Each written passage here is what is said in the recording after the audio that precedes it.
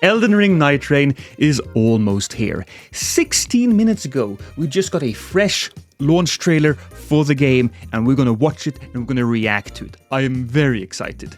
I know I haven't talked a lot about Nightreign on this channel, but it is going to be a pretty big part of it moving forward because it's nice just to get some fresh meat on the table. So first, let's watch it once and just react to it, and then we'll go back and we'll go, maybe not frame by frame, but we'll try to glean what information we can from the different scenes. Let's go. You gotta be 16.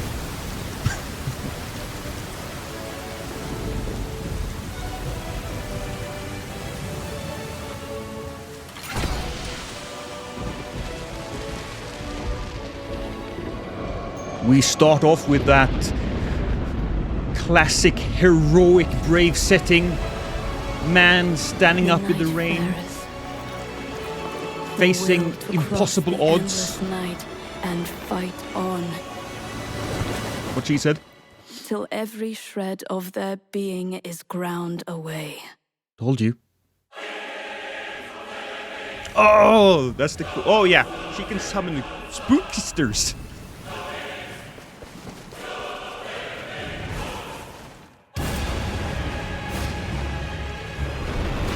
That's new. That's a new boss, right?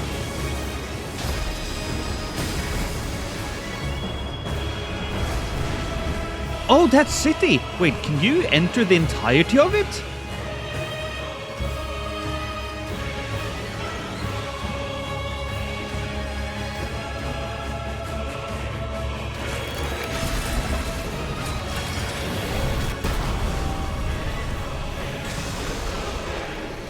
Doggo?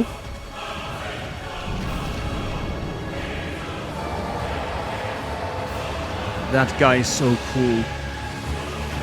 Probably the coolest design so far, if you ask me. Alright.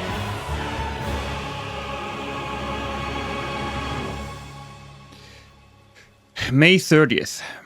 It's actually going to be released on Thursday, or the 29th for me, 11 PM. That's when I'm going to be playing it. I'll be playing it live on Twitch, and you can join if you will. But let's go through it again, because there's a bunch of different things that I want to talk about. I know Nightreign has been discussed quite a lot, and of course it has. There's been a lot of negative conversation though that I don't necessarily agree with. I remember watching Prod's video a few weeks back, and somebody was accusing the game of being lazy because there was no animation for helping people up. Instead you hit them, which I think is stupid. If you just think about it, like Prod said, it's actually a really neat idea to attack your friends in order to get them back up. It adds to the gameplay, even if it doesn't necessarily make a lot of sense. But as I said, we'll go back and we'll start and stop the trailer and we'll analyze it a bit.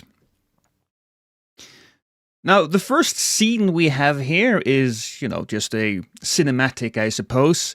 I think you have the bird guy over here. That would be the Duchess and Wilder, and they are facing endless odds.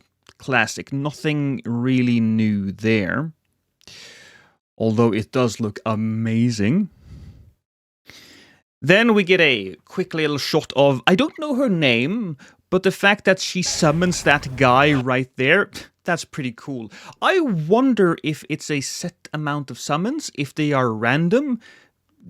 Like the Mimic Veil. I absolutely hated that the Mimic Veil was random. I hope we have the option of choosing which enemy that we summon, or maybe we summon some of the enemies that we kill. I don't know, but we'll see.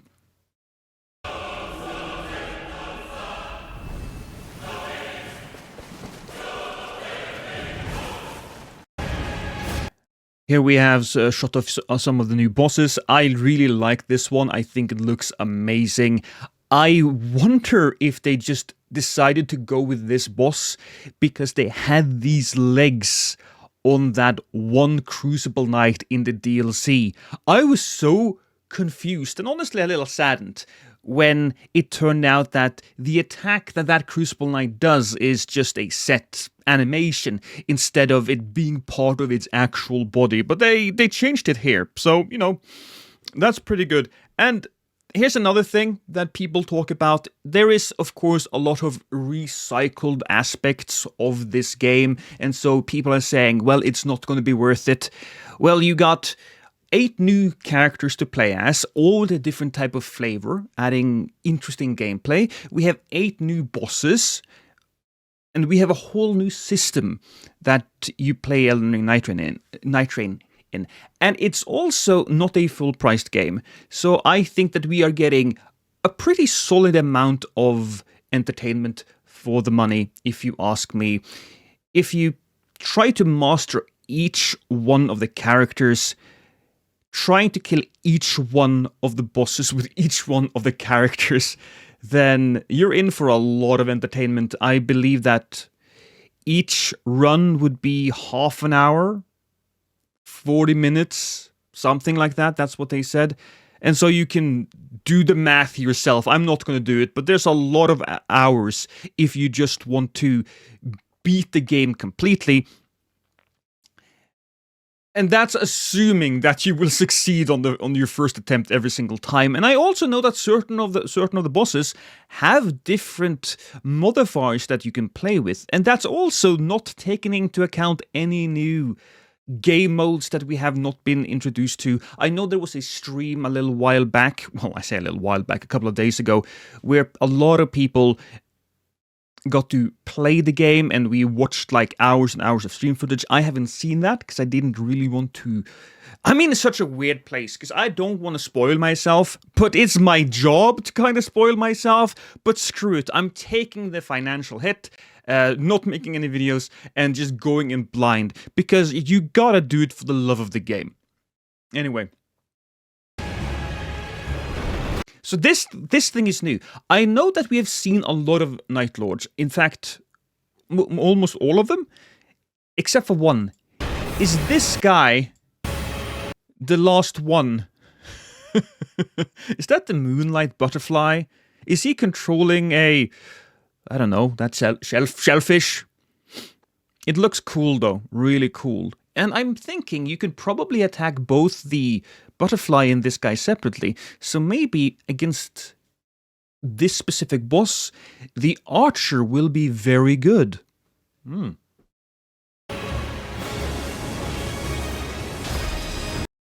I'm not particularly fond of the look of this boss. It's a bit of like a blob to me, a blob with a mouth. But hey, it can't all be winners. This is the most exciting part here. So, one thing that was very much debated when the game was first released and we got the information that there's only going to be one map was that the game would feel very samey. Luckily, FromSoft did tell us that the map is going to change, that we'll have certain events that happens every now and then. I wasn't super afraid of that. I'm a big roguelike guy, and in most of my roguelikes, the map doesn't really change all that much. They have a set amount of maps, and they have a certain amount of enemies, and the enemies might depend on the difficulty and that type of stuff. But what really changed the gameplay up was how you approach the fight with which weapons that you have and that type of stuff. And we'll talk about that later on as well. But right here, we can see an entire town. Now, can you explore all of it? Or is it just like a small... Is most of that just a prop? And you can enter the first place, and maybe you can find a few little nooks and crannies, and maybe there's like a boss there. How much of this city can actually be explored? It seems like perhaps a fair amount, given that you can fly a bird up there and maybe land here. I really hope we get to explore most of it. And we also have the volcano, there's the poison swamps. I do not think that the map aspect is going to get repetitive. Especially if you add in random events, random invasions, not PvP, but from enemies. I think we're in for a treat here. Oh, give me a second. I just gotta go back. I can go back using the buttons. because I just wanted to see if there's any more information. Because right there, that's a big ass door. Is this perhaps where we have to go when we go to the final night fair? I would imagine that if you have a huge city like this, it might be a little bit more likely that the final area would be on top of this place. And I also want to say, now that I can think of it, now that I remember, in the very first trailer we saw, there was sort of like an underground area that looked very much like Siofra, which I don't think has been talked about a lot. So that's another area that will be added to the game when it comes out. So let's be honest, if all of this is explorable, that's basically another map.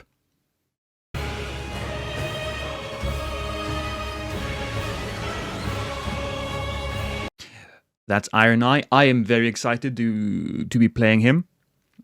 Perhaps the Executor might be the most exciting one. But I think Prod is super excited to play that, and so I'm going to let him have that, and I'll probably be playing Iron Eye for the first few matches, just to get a real different experience immediately as we play the game.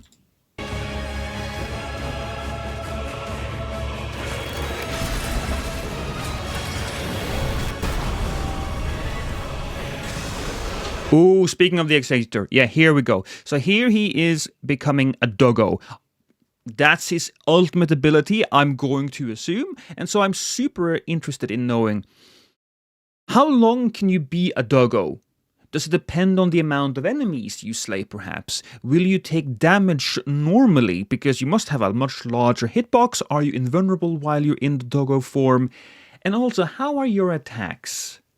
Because when this thing was first revealed to me, I was a little afraid that we were going to get a dog form, but it was just going to be an attack. For example, like one of the incantations where you grow a tail and you attack with it. I'm a little afraid that was what it was going to be. But in this next scene, you can see that he's running towards the boss, which looks amazing. I was kind of thinking along the lines that this was going to be Seath the Scaleless. I'm honestly, yeah, now that we're talking about it, we haven't seen the Nameless King come back in any of the trailers. And so he would be a pretty good Night Lord. I'll be honest. People might not like the fact that he would be a reused asset used as a Night Lord.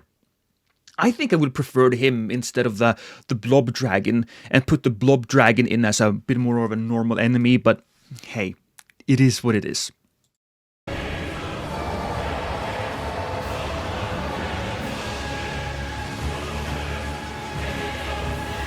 And here we go. And I suppose that is probably a rune, because it's Elden Ring. We're talking about runes a lot. I am very excited.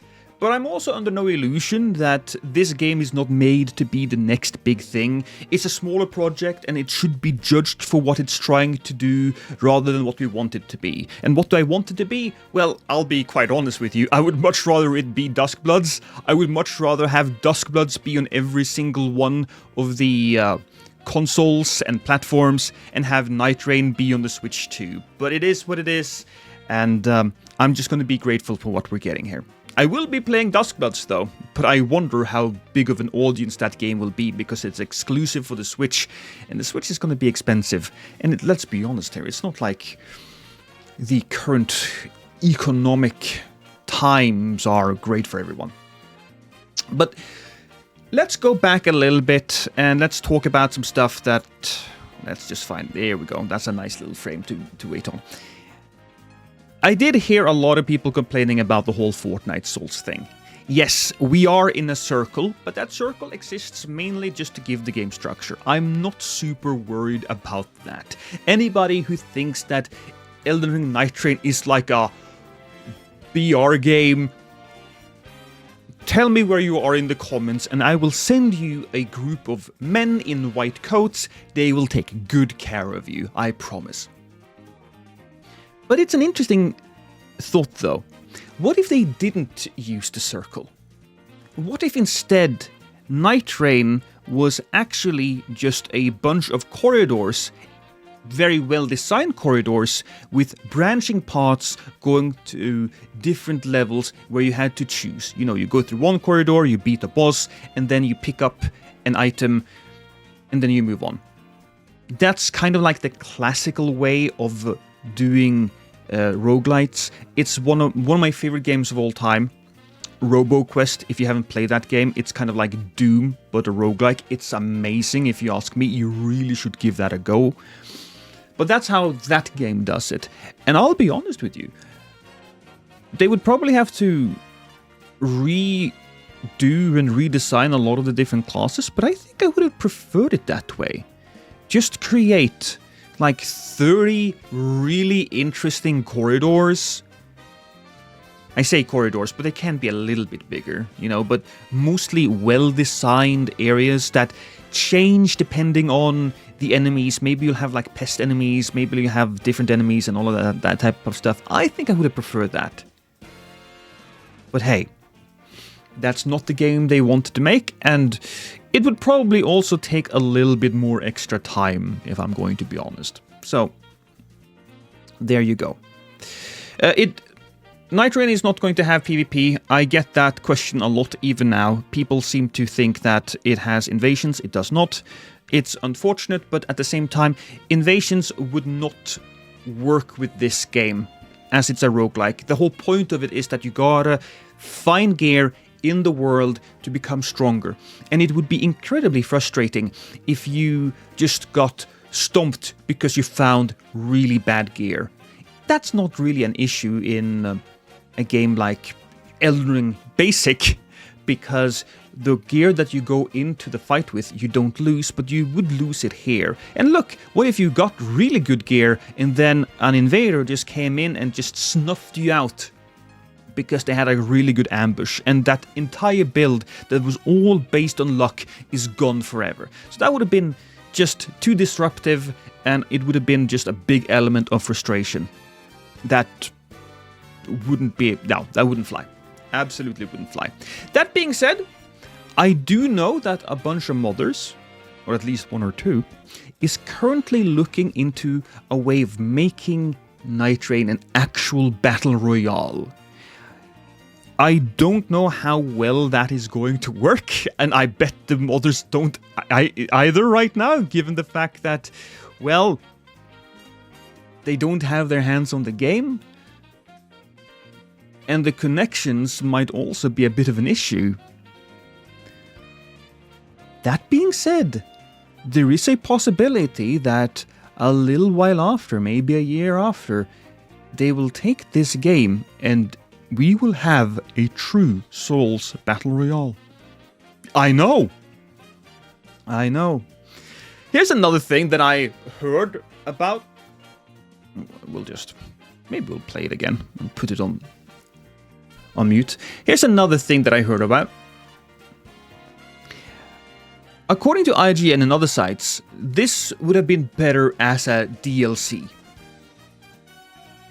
And I have to ask you, why? Isn't it better to just have this game be a standalone instead of forcing people to buy Elden Ring? Now, don't get me wrong, people should buy Elden Ring, it's a masterpiece, but this is just a standalone game, and because it's so different in its gameplay and in its design philosophy, with specific characters, a different story, and all of that stuff, I don't think it would be a good fit. It would be like hot dogs and waffles. Yeah, you could eat it, but it's hot dogs and waffles. Of course, I know there's going to be that one weirdo in the chat right now that is going to say, "Oh, I love hot dogs and waffles." But I don't think that's going to be a great idea. I'll just be honest. Now, the last thing I really wanted to talk about here are the builds. As I said, I am super excited about all of this. I am. But my biggest issue with the game when I played it during the network test was that I didn't feel like the weapon that you picked up had modifiers on them that was extreme enough. Now that might just have been an issue in the network test, but I really think that roguelikes, they shine when it comes to these different... Oh, should we just play that again? Should I play when your YouTubers try to warn their audience?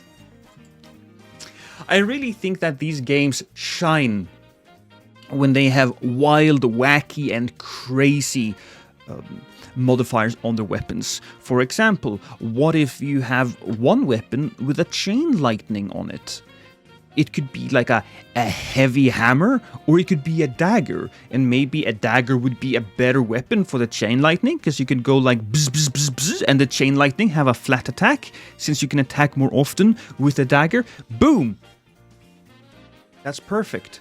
Or maybe every heavy attack would leave a explosive bomb on the ground that maybe slowed down enemies. Like Tranquil Walk of Peace. I think that would be amazing as well. What I kind of felt like when I played the network test was that the Souls aspect was slightly overriding the roguelike aspect of it, where the bigger weapons was the focus on the build, the weapon itself and not the modifier. I didn't think that the modifier made enough of a difference. Hopefully I will be wrong, but if I'm right here and they will keep it like this low-key modifier in Nightreign, I think that's going to reduce its replayability a ton, which, you know, might already be quite a lot replayability because this is a Souls game, and I bet you that if we got a boss rush mode, people would play the boss rush mode to the point where they would get their money's worth. But that is my biggest fear when it comes to Elden Ring Nightreign, and yeah. That's gonna be it for me, guys. I really appreciate you joining me here today, listening to me just talk about all of these different things. If I'm gonna add the Discord link down in the description, so if you want to join, please do. As I said, I will be playing with my audience. I absolutely will. I will have a dedicated channel in my Discord for Nightreign, and I will be posting passwords and the like there. I will play this game both on and off stream, so if you use the password, we might play together off stream. The first day I'll probably be playing with Prod and Chase for the most part, but as the days progress, there will be more and more opportunities for us to play together. If you really want that. I mean, you don't have to play with me, but you know. I love you guys. Kisses. Oh, wrong button.